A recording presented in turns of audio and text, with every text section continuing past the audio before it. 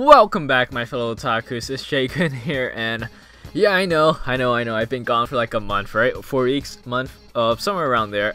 It's been a while since I last uploaded. The last time I actually uploaded a video was when Ultra Instinct first came out, which doesn't seem that long ago, but it is pretty long ago because it's been a while since that actually came out. So, where have I been? Some of you guys might be wondering, but well, around this time of the year, holidays are arriving, right? So I do work a part-time job, so you know, hours are increasing because the holidays are around. It's a regular retail store. You guys could probably guess what it is. We sell video games, let's just say that, right? So hours are increasing. I have to go to work a bit more now because holidays are arriving, the store is closing later, and it's around this time of the year when semester is ending, right? So if you guys don't know, I just started college, so around this time all my classes are ending. So all our final projects, term paper, and finals exams are like pretty much here, right? This is the week to do it. So this week, next week, into the end of like November, beginning of December, right?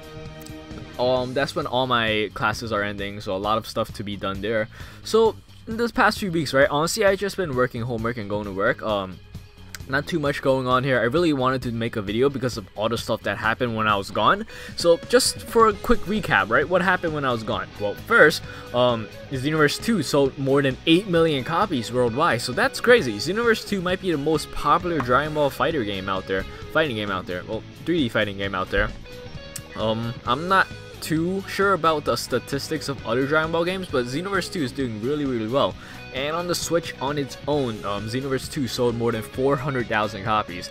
That's a lot, guys. You know, I didn't expect Switch Xenoverse to do that well, but it did. So I'm guessing that the on-the-go part of the game, right, it was really catchy. I guess it's more catchy than I thought than it would have been, right, to a lot of people.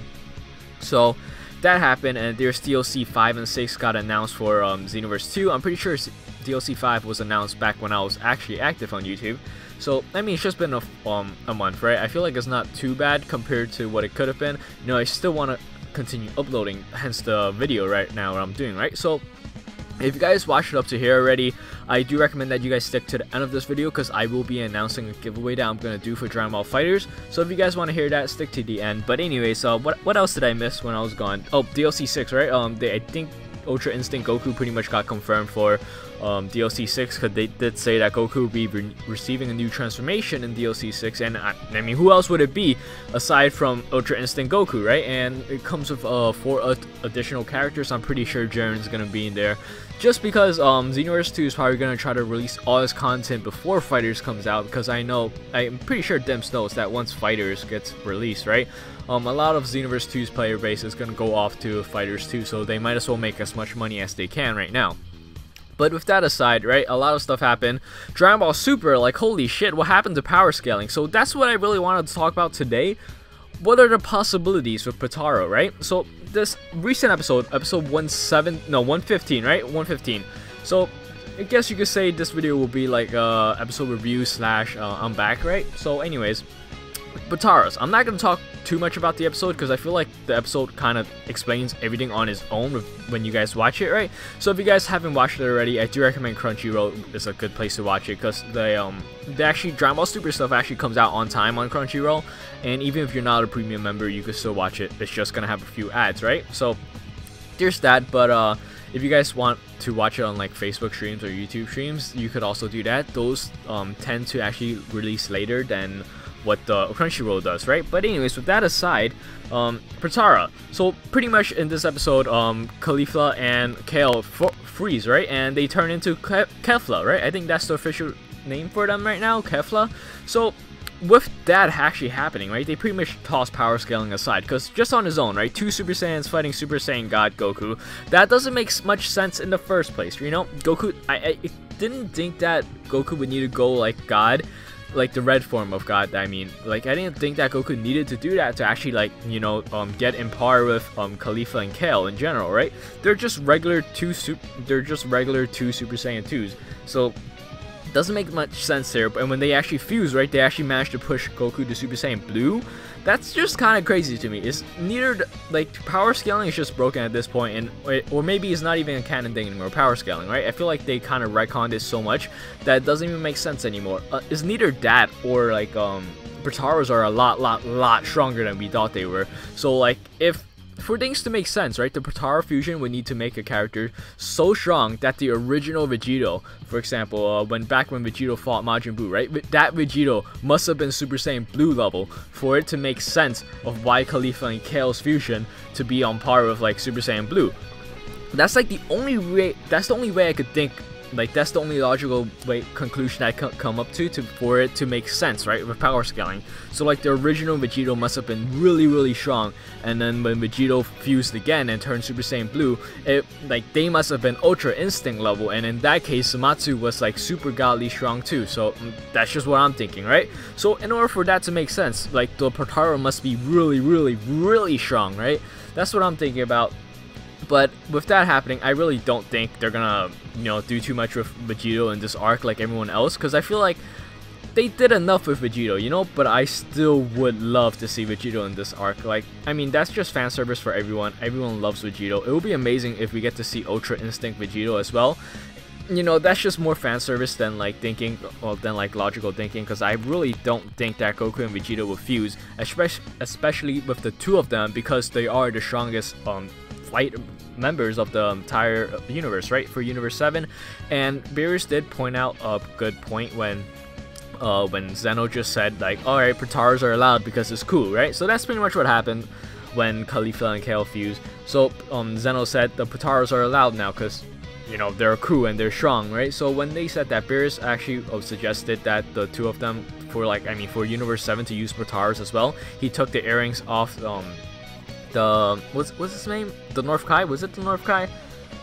It's definitely not the Supreme Kai, but they took off, like, his earrings, and they were considering giving it to Android 16 and 17 and 18, which would have been cool. I feel like that would have been the canon version of Super 17, but instead it would just be, like, I don't know, what did he say it was, like, if you Android 30 something, right? He pretty much just added up, like, 17 and 18, but I feel like that would have been cool. You know, I was honestly expecting that to actually happen in that episode. I was like, holy shit, are we gonna see a new Android fusion? That would have been cool, because the android on its own, right, they have unlimited energy, so they would never run out of energy, and, you know, they would never use too much energy to the point where the fusion would just, like, defuse on its own, right? That was my thinking of it. But if I remember correctly, the Potara only lasts 1 hour for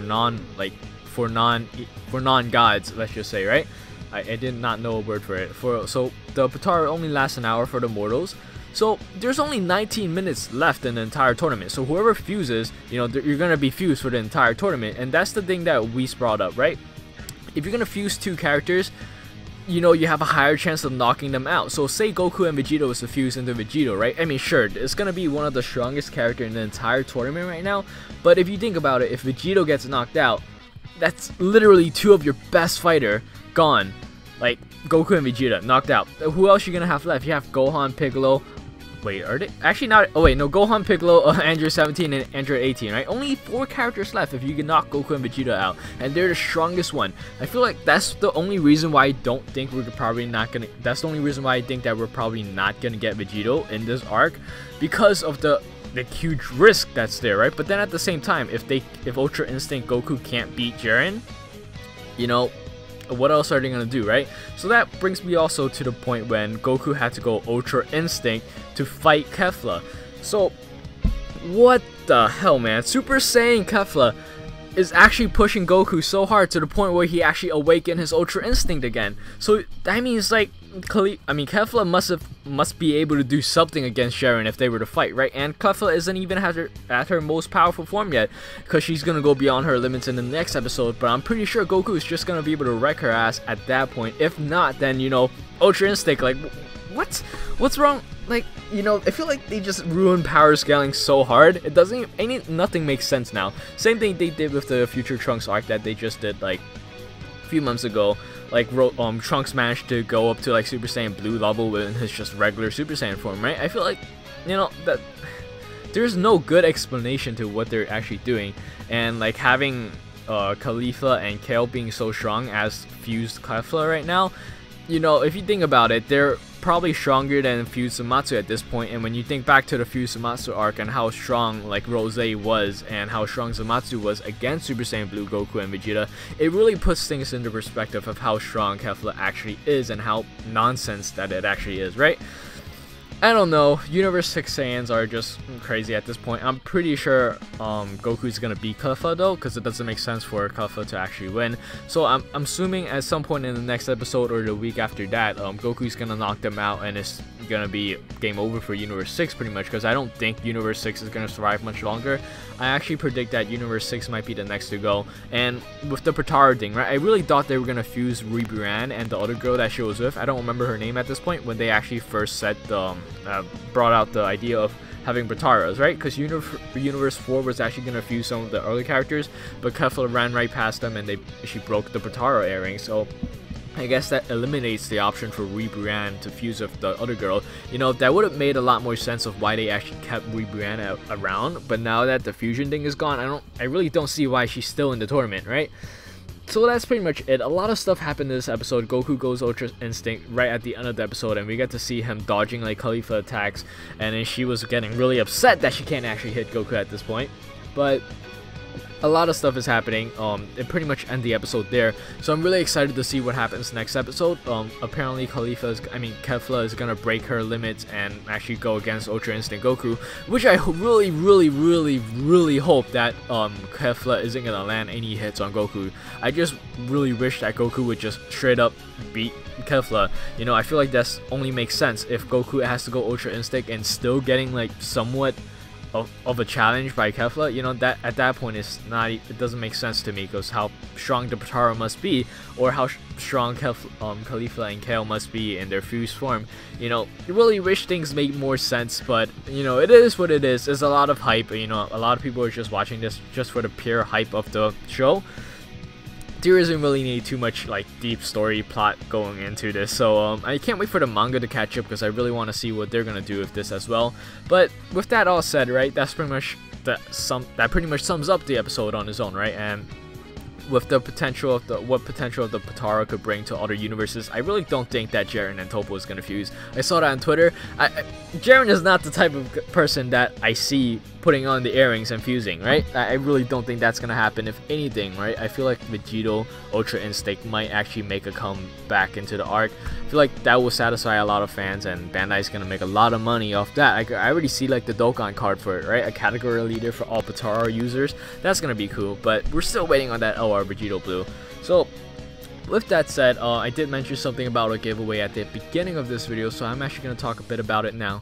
So I don't know if any of you guys were around back then, but at the beginning of this year, 2017 in January, I believe, or was it February? I forgot. I know I uploaded the video late, but I did mention something about having a goal by the end of this year, 2017, like December, right? I did have a goal for 500 subs. You know, I really gotta thank you guys for actually getting me close to that point, right? I am not at 500 yet, of course, but I am currently at 250, so I went from like 1 something to 250 in a matter of a year. You know, that's not a huge increase, but I really gotta thank you guys for all the support you guys been showing me. I've seen comments, I've seen really good comments. In fact, there's some comments I really want to make a video out of because of how much effort you guys put in that comment. So there will be stuff like that as well. So Otaku Talks, OTKT, the little podcast I started doing, you know, it did better than I expected, you know, because around the time when I first thought up of the idea, you know, not much people actually was interested. Like there was only like 20 views on that video, right? But when I actually released the first episode of it, I was with my friend Chris, and we talked a lot about anime and how we first started and how we originally got I guess introduced into the topic, right? You know, you guys were really supportive of that video, and we actually got up to like 50-ish or 60-ish views, right? So that's actually pretty good for me. You know, it really shows me that you guys are into this kind of stuff, so it pushes me to make better video, and I'm hoping that by next year I will actually hit 500 subs, right? But I am gonna make one final push from now until January. So one of the reasons for this giveaway that I'm hosting for Dragon Ball FighterZ is actually because a lot of people don't want to get into fighters because they aren't a fan of 2D games, and they think it's too hard for them, right? So they're not gonna put the $65 into the game after tax, right? So my idea is that I will give away like at least one copy of Dragon Ball FighterZ to one of you guys, right? So if you guys aren't into the game that much, or you guys just want the game in general and you don't have the money for it, or you just want a free copy of it, because who doesn't, right?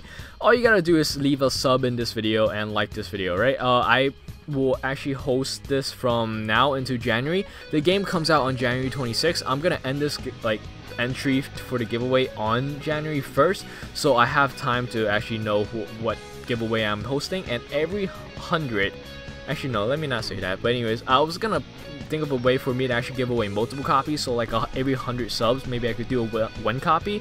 But if it gets out of control, right, I can't afford that much copies, so I wanted to limit it at some. But depending on how much you guys actually enter this, I'll increase the copies I'm giving away. So right now I just have like a few in mind, right? So like one copy of the game, maybe one season pass, because the season pass is pretty expensive, so it makes sense for me to give one of those out if you guys don't want to buy it yourself. So I'm just messing around with that idea of that. But right now, starting today, right, from now until January 1st, everyone that subs and like this video will be entered in the giveaway that I'm going to be hosting, right? So I'm actually going to be announcing the winners around the time that the game is going to announce, and it will be a digital code, because I don't know how to set up the thing for me to ship it out to you guys. So if you guys want it like a hardcover case, I'm sorry about that. You guys are going to have to find a way to make do. But anyways, that's pretty much all I wanted to say in this video. I really gotta thank you guys for all the support that you guys been showing me this past year, and I hope I will be able to give back to you guys with this. But anyways, that pretty much sums up the entire video. I hope you guys have a good rest of your day or rest of your night wherever you are around the world, and I'll see you guys in the next one. Alright, peace.